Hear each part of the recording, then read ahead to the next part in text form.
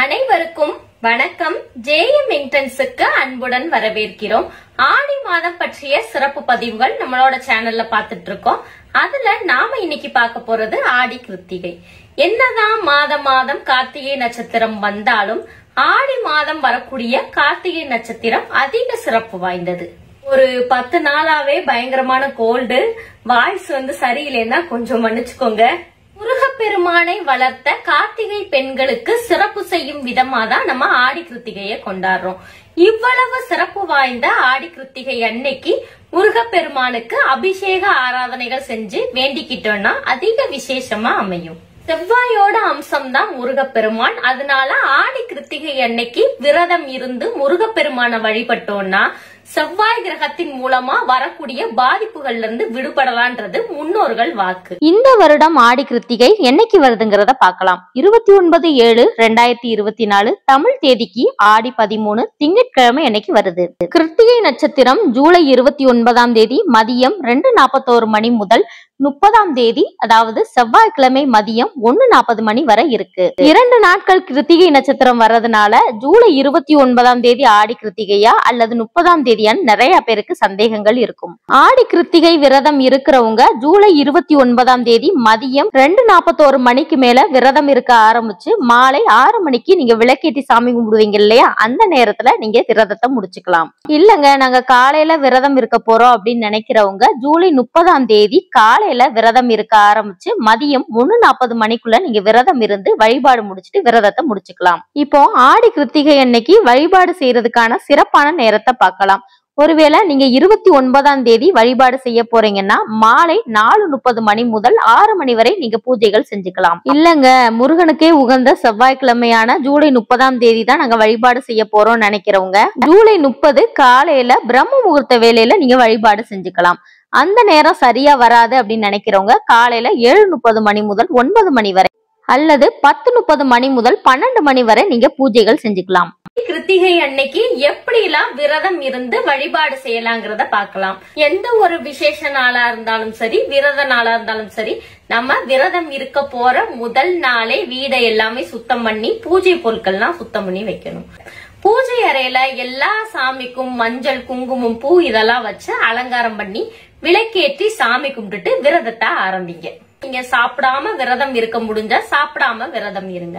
எங்களாலலாம் சாப்பிடாம இருக்க முடியாதுங்க, மருந்து மாத்திரைகள் சாப்பிட்டுட்டு இருக்கோம், எங்களுக்கு உடம்பு ஒத்துழைக்காது அப்படின்னு நினைக்கிறவங்க பாலும் பழமும் சாப்பிட்டுட்டே நீங்க விரதம் இருக்கலாம்.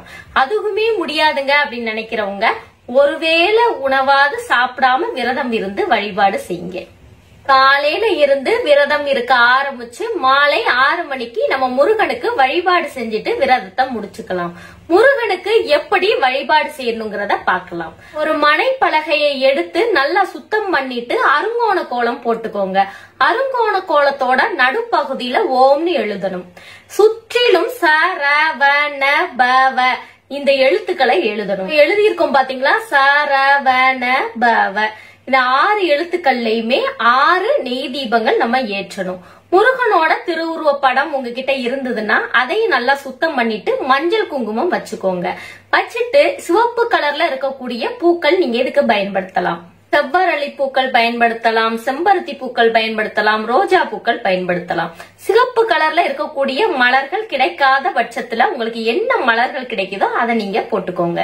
ஆடி கிருத்திகை அன்னைக்கு முருகப்பெருமானுக்கு வழிபாடு செய்யும் போது என்னென்ன நெய்வேத்தியங்கள் செய்யலாங்கிறத பார்க்கலாம். தேன் வைக்கலாம், திணை மாவு வைக்கலாம். இது எதுவுமே எங்களால வைக்க முடியாது அப்படின்னு யோசிக்கிறவங்க காய்ச்சின பசும்பால்ல நாட்டு சர்க்கரை கலந்து கூட நீங்க நெய்வேத்தியமா படைச்சு வழிபாடு செய்யலாம். இப்போ யார் யாரெல்லாம் இந்த ஆடி கிருத்திகை விரதம் இருந்து வழிபாடு செய்யலாங்கிறத பார்க்கலாம். சிறியவர்கள் முதல் பெரியவர்கள் வரை யாருனாலும் விரதம் இருந்து வழிபாடு செய்யலாம். என்னோட பையனுக்கு அல்லது பொண்ணுக்கு வரன் வந்துட்டு இருக்குங்க, ஆனா திருமண தடையாவே இருக்கு, சீக்கிரம் மாங்கல்ய பாக்கியம் கை கூட மாட்டேங்குது அப்படின்னு யோசிச்சுட்டு இருக்கவங்க ஆடி கிருத்திகை அன்னைக்கு விரதம் இருந்து வழிபாடு செஞ்சோம்னா திருமண தடைகள் எல்லாமே நீங்கி சீக்கிரமே திருமணம் நடக்கும். எங்க வீட்டுல கணவன் மனைவிக்குள்ள சதா சண்டை வந்துட்டே இருக்குங்க, ஒற்றுமையே இல்ல, நவகிரகம் மாதிரி அந்த பக்கம் ஒருத்தவங்க இந்த பக்கம் ஒருத்தவங்க நாங்க திரும்பிட்டு இருக்கோம் அப்படின்னு யோசிச்சுட்டு இருக்கவங்க குடும்ப ஒற்றுமைக்காகவும் நீங்க ஆடி கிருத்திகைக்கு விரதம் இருந்து வழிபாடு செய்யலாம். எங்களோட ஜாதக கட்டத்துல தோஷங்கள் இருக்கு, நிறைய பிரச்சனைகள் வந்துகிட்டு இருக்கு, அதனால நல்லதே நடக்க மாட்டேங்குது அப்படி யோசிச்சுட்டு இருக்கவங்களும் தாராளமா ஆடி கிருத்திகை விரதத்தை இருக்கலாம். எங்களுக்கு திருமணம் ஆகி அதிக வருஷம் ஆயிடுச்சுங்க, குழந்தை பாக்கியத்துக்காக நாங்க வெயிட் பண்ணிட்டு இருக்கோம் அப்படின்னு நினைக்கிறவங்களுக்கு ஆடி கிருத்திகை ஒரு வரப்பிரசாதம் தான் சொல்லணும். ஆடி கிருத்திகை அன்னைக்கு விரதம் இருந்து வழிபாடு செஞ்சீங்கன்னா அடுத்த வருஷம் வரக்கூடிய ஆடி கிருத்திகைக்குள்ள முருகன் மாதிரி ஒரு அழகான குழந்தை உங்க கைகள்ல தவழும். இது அனுபவபூர்வமாக உணர்ந்த உண்மை. நீங்க விரதம் இருந்து பாருங்க, நீங்களே கமெண்ட் பண்ணுவீங்க. ரொம்ப வருஷமா வாடகை வீட்லயே தாங்க இருக்கோம், புது வீடு கட்டணும், புது மனை வாங்கணும் அப்படின்னு யோசிச்சுட்டு இருக்கோம், ஆனா தடையாவே இருக்கு, என்ன செய்யறது அப்படின்னு கேக்குறவங்களுக்கு ஆடி கிருத்திகை அன்னைக்கு விரதம் இருந்து வழிபாடு செஞ்சீங்கன்னா புது வீடு வாங்குறதுல இருக்கக்கூடிய தடை நீங்கிரும். இல்லங்க நாங்க விரதம்லாம் இருக்கல, முருகப்பெருமானுக்கு ஆடி கிருத்திகை அன்னைக்கு வழிபாடு மட்டும் செய்ய போறோம் அப்படின்னு யோசிக்கிறவங்க தாராளமா வழிபாடு மட்டும் செஞ்சுக்கலாம். எப்ப செய்யணும் அப்படின்னா காலையிலேயே ஆடி கிருத்திகை அன்னைக்கு வழிபாடு செய்யறதா நல்லது. ஆடி கிருத்திகை அன்னைக்கு முடிஞ்ச அளவுக்கு ஒரு 2 பேருக்குனாலும் நீங்க சாப்பாடு வாங்கி கொடுங்க. இயன்றவர்களுக்கு கொடுக்கக்கூடிய தானத்தை விட இயலாதவர்களுக்கு கொடுக்கக்கூடிய தானம் தான் சிறந்தது. அவங்களுக்கு தான், இயலாதவர்களுக்கு தான் அதோட அருமை எல்லாமே தெரியும். எங்களாலலாம் நிறைய பேருக்கு சாப்பாடு வாங்கி கொடுக்க முடியாதுங்க அப்படின்னு நினைக்கிறவங்க ஒரு ஆளுக்காவது நீங்க ஒரு நேரம் சாப்பாடு வாங்கி கொடுங்க.